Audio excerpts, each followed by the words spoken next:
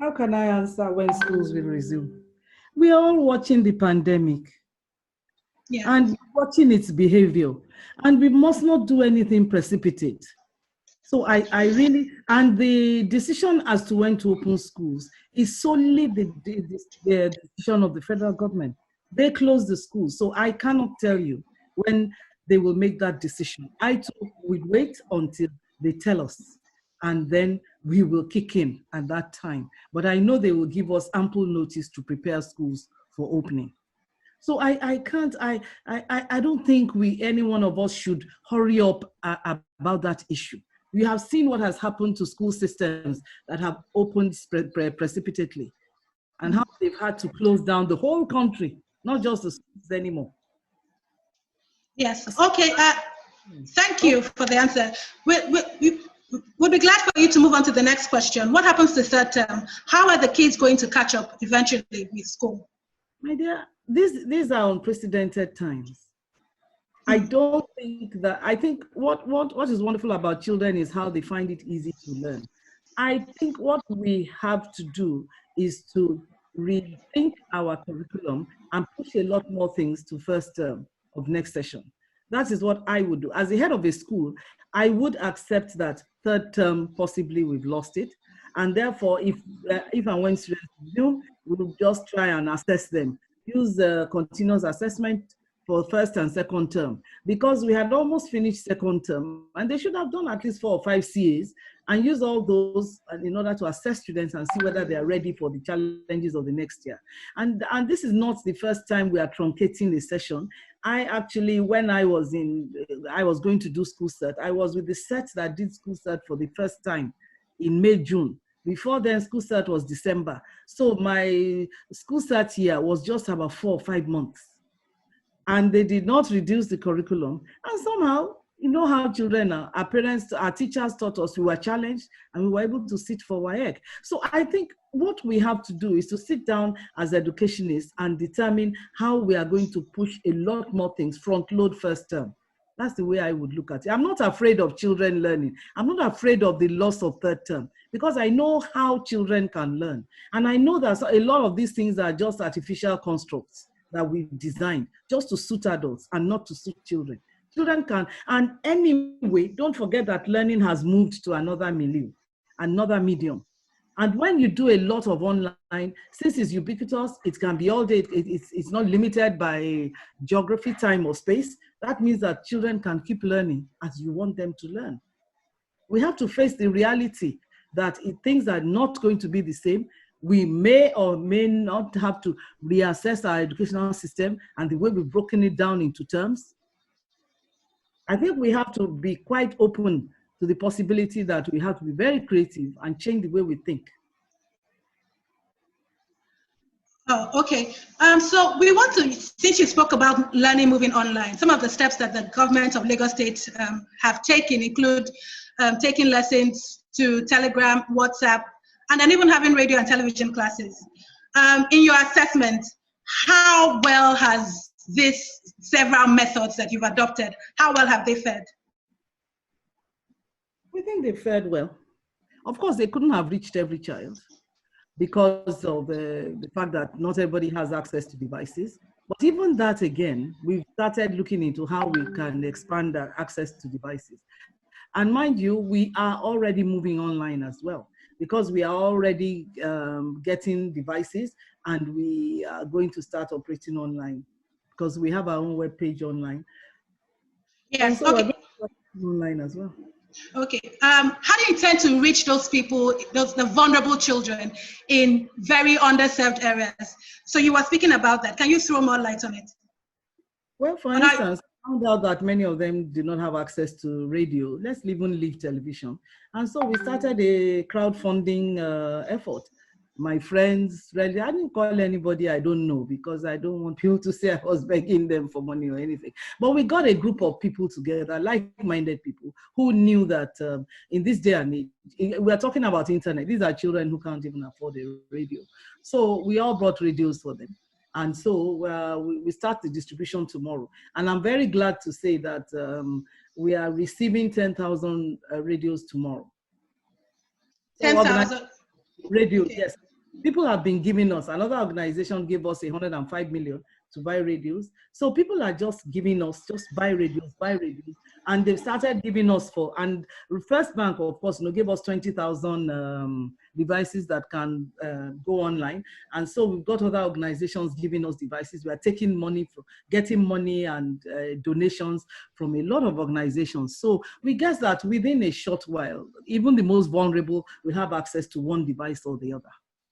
Okay, access to device is one thing, and then ability to use the device is another thing, especially given that they will not be in school settings. They will be with their parents. A lot of the parents are not educated themselves. Cannot put on a radio. No, so we're talking about online. So yes, radio is just one of the means that you're using to educate the children. We're talking about... And when it comes to that other one, yeah. I tell you, most of the teachers are on WhatsApp, and don't underestimate children. Don't underestimate them. Many of them are responding to their teachers on WhatsApp. So that means that they know how to use a feature phone. And anyway, teachers will teach them online. Teachers will teach them maybe via the radio or television, put this on, put that on. And we are not sending the thing out, we are sending out with proper instructions. Exactly. So that's why we're getting to. So what are these instructions? Is there a process, a method of instructing the children on how to use these devices so that learning takes place? And you answered that. Put it on. The only app on it is the school app. You open that, you see subjects, pick your class, pick your subject, pick the term, pick the topic, and that's it. Read it up, answer the tests and quizzes, send to your teacher. It's all very clear there. Okay, so we'll move on to the... And start doing all sorts of things with. It's a device that can own, where we've made it specific to our curriculum. Specific to your curriculum? Yeah. So that's all the device will be programmed to do, just for education? Yeah, we've talked to, MTN has given us 6 months free data on it, and the data is just to upload, to send tests and quizzes to their teachers, to update, because we plan to update the curriculum, and so on. So it's not a device on which you start entering Google Play Store and so on. Okay. As things have changed in this past few months, we're talking about learning via all these other non-traditional means. We're looking at people living with disabilities, children with special needs. How do we get to them? That's more challenging, and we're looking at that. First of all, for the deaf on our TV, when we air on TV, we actually have an interpreter. For the blind, well, they can listen to radio. They can listen to television. They can use devices. Because I happen to be a member of the Federal Nigerian Society for the Blind. I've been a member for 20-something years, and I know the blind can use devices very well. So it's the other ones that have more specialized problems that we are actually discussing about how best to help them. But I know that for the deaf and the blind, we've been able to. So what are some of your discussions in terms of how to help children? So we're talking about children living with autism, children living with ADHD, and all these other special learning disabilities. What are some of the things that you've come up with to get across together? I told you that we are discussing. We started off with the largest number, which will be the visually impaired and the hearing impaired. Mm-hmm. They are the largest number that we have in our schools in Lagos State. And for the others, we do have a team that is working with private sector providers as well. How best do you teach a child who is autistic in this period? And so if they tell us what to do, we will certainly do, because we do not want any child left behind. And we will do everything we need to do to bring them in. But right now, as we're speaking, we're still discussing how best to help them.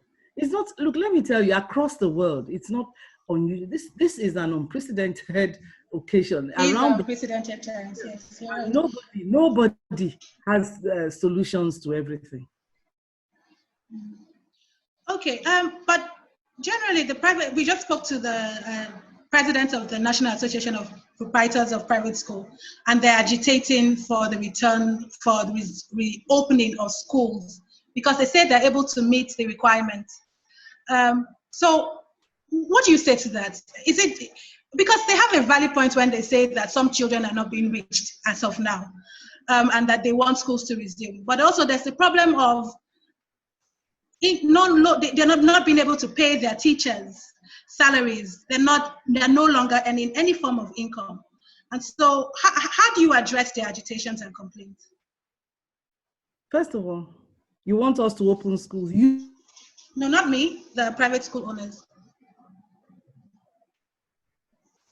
Hello, ma'am.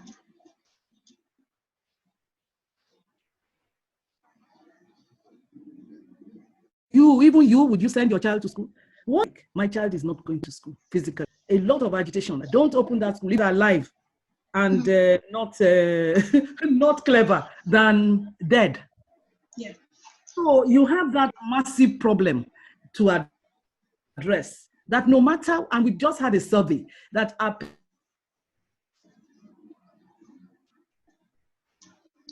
So I don't think we can hear you anymore. I'm not sure if you can hear me. But you're no longer confident about the ability of schools to meet with the social distance rules. The main problem, well-intentioned, they want to, but it's with the children. 4-year-old, and tell a 4-year-old not to play with another 4-year-old. Even a 16-year-old not to play football, which is a serious contact sport. So it's not something that we should be fighting over and, saying they want to open schools because they cannot. Look, one thing is clear, that school is not just going to be the same. A lot of people have talked about the fact that it will have to be on subscription basis. I know that they won't be happy that I'm going to say this, that, okay, open schools, bring children to school, then we start to face a serious pandemic. I'm not ready for that. What they had better face is that school has changed. There are many schools that are doing online lessons. They are not doing it for their own children alone. They are doing it for any child who can pay. What has happened is that this thing has gone into another medium. We are going to go to school through another serious medium. And is anything free? What I've told many parents is, are they providing a service online? They say yes. Are you enjoying it? Are your children learning? Yes, then you pay for a service. If they are doing that, then you pay. Otherwise, go to free school, which is what the government is offering. So since you opt to take your child to a private school, then you pay for the service that the private school is providing. I think the onus is up to the schools to convince parents that they should pay for this service, but that we will open schools at this point in time, I'm not sure. I don't think we should. We have sat together with them. They've shown us all that they've done. I know like I said, they're well-intentioned. They do want to do it. But I don't think people understand how this pandemic is behaving at this point in time. You don't understand. If they did, they would know that they are setting themselves up for serious problems if they do open right now. I'm sorry. That's all I have to say on that. I don't even, please, I hope you don't mind. I'm not going to take any more questions on opening schools because I've made myself clear. Okay, can we move on to the assessments of the e-learning process and interactivity and basically having a standardized method to assess the children? Is that available? Is there a way we can compare what is going on now and what was going on when schools were physical, when children could go to school physically? Of course, there are people who are doing M&E studies. There are development organizations, NGOs, who are working on M&E, which is monitoring and evaluation to see what is happening now compared to what it was like before. And then what's been the result? When they bring it out, I will tell you. Okay, thank you so much. We'll be waiting for that result. Ma'am, we're just thinking about, is there some sort of stimulus package available for the private school owners and teachers generally? Because a lot of them have complaints that they have either been followed or their salaries have been slashed. And the private school owners are wondering if there's anything that the government has in store for them to sort of mitigate the effect of the lockdown or the closure of schools. Well, we've done things like talking to banks to give them well, grants, sorry, loans, but they want grants. So maybe we'll start to talk about grants. But the government itself is not earning income. Don't forget that the government has hardly earned income for 3 to 4 months. So the government itself is actually in dire straits in a way. So the ability to even pay its staff will depend on a lot of things. So I just cannot, I cannot say that we will start to pay the teachers in private schools. That is something that will be very difficult for us to do at this point in time. All I can say is we want to help them. We've spoken to banks and finance houses and trying to speak to, we are also working, I think this week or so, we are going to talk to some telcos to please give data at a reduced rate so that we make their lives simpler. I mean, not as to reduce their expenses and so on. And of course, there's one other thing that yesterday I was on an online Zoom meeting with a lot of parents. I don't know how many people attended. It was in the hundreds. And the question they kept on asking me was, look, if we are not, how can government support online education by making parents see that it's not lesson, it's not play, it's not just engaging children, it's actual learning that will be assessed and that will affect their academic performance. So we are thinking seriously to that. Maybe if we rebrand it and let parents know that it's an important thing. It's an important, you know that word, the new normal, that maybe this is the new normal. And they should subscribe to it and support their schools by paying the school fees. The fees that schools are charging are subscription. They are not asking them to pay full school fees. So if they are paying a subscription because the school is offering a service, the school is paying for data, the school is paying its teachers, the school is still having to take care of security and so on premises. So in fairness to them, if they still value the service the school is giving, then the parents should be willing to pay the subscription that the school is asking him. On the other hand, the school has got to ensure that the parents actually see value for money in their offering. So we've all agreed at that meeting that we would all work together and see how we'll brand it and get parents to understand this is not just play. This is the reality. Even if we open schools, do you think children are going to go to school every day? Do you think they are going to spend long periods in school? There'll be a lot of the time that they will have to stay at home. And so while at home, they will have to be engaged. And therefore, there has to be a whole ecosystem that includes physical school and online school.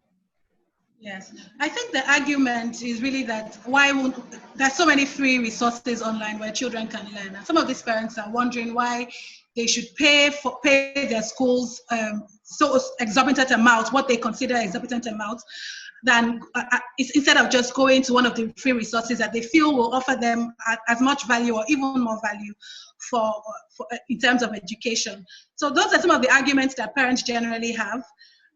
They also some of them also work. They go to work and they cannot monitor their children while they learn. And some kids are really young and need parental supervision to learn. So these are some of the things that parents are talking about. They still have to go to work. And these are the issues that come up when you're talking about online learning, especially with payment of fees. You know, I'm glad you're not talking about parents' perspective, because before you were just talking about the school's perspective. I'm talking about everybody, so holistically, generally. So you don't care about government's perspective. You think we should be paying everybody's salary? No, I don't think. I think that definitely you should definitely support the people who are going through a tough time during this coronavirus. This is what government is there for. My dear, can you listen? Can I talk, or do you want us to? No, ma, please talk. Let me ask you the questions and you answer, since that's the way it is. No, go on. It's more interesting that way. No, please go on, ma'am. Look, what we are talking about, when we talked about the fact that we have to let parents understand what online learning is, what is happening now is just emergency distance learning. It's not online learning, most of it. It's just pushing, the normal pedagogical practices of the classroom online, supplementing with a few free videos here and there. And therefore, one of the things that we that meeting. It included parents, it included school owners. I mean, I think hundreds of people. Was that, look, we've got to have a curriculum for online teaching and learning. Online teaching and learning doesn't mean sitting staring at a screen like Zoom for hours. It means maybe a short talk with the teacher, and then the children become self-directed learners, doing their own work, writing their own things, preparing their own work elsewhere. For instance, you can teach a topic, the child should read, they have textbooks as well. The child can research online while the parents are at home, but while the parents are not at home, the child will have textbooks, the child can have video tapes that they listen to, and so on. And then they can write. They can also write an essay about it. Then when they come back and talk to the teacher, they can discuss, they can put them in rooms, discuss with their friends, come up with a different perspective to what they've learned and so on. So it will have to change our pedagogical practices. That I will be the first to say. And so on that note, I understand why parents feel the way they do, but this is something so new and something that we have to continue accepting, that we'll keep working on and improving. Huh? Yes. Okay, thank you so much, ma'am, for your time.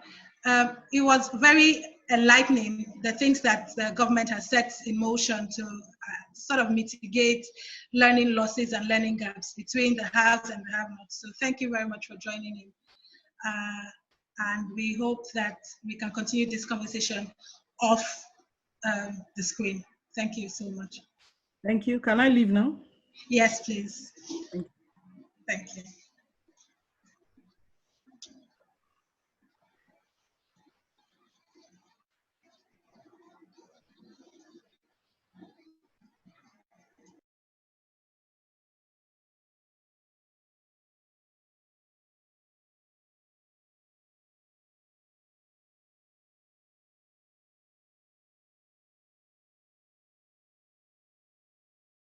We've come to the end of this episode of the Cable Life series, where we talk about the impact of the coronavirus pandemic on several sectors of the nation.